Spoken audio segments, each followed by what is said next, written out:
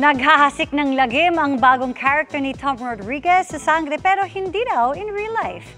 May wish din siya para sa dating asawang si Carla Abellana na newly engaged na. Yan ang chika ni Athena Imperial.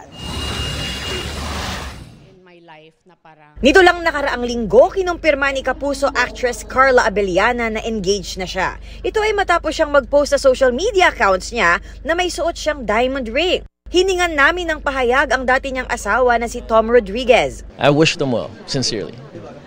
I wish them well. I'm glad everyone is moving on and has moved on.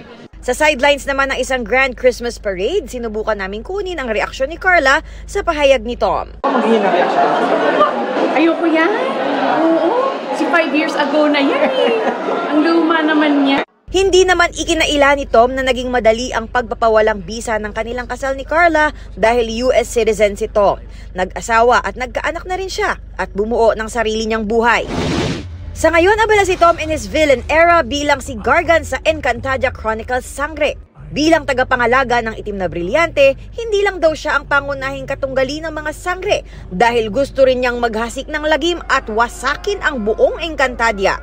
Happy ako kaya I'm enjoying my villain era. Oh, Gargan, yeah.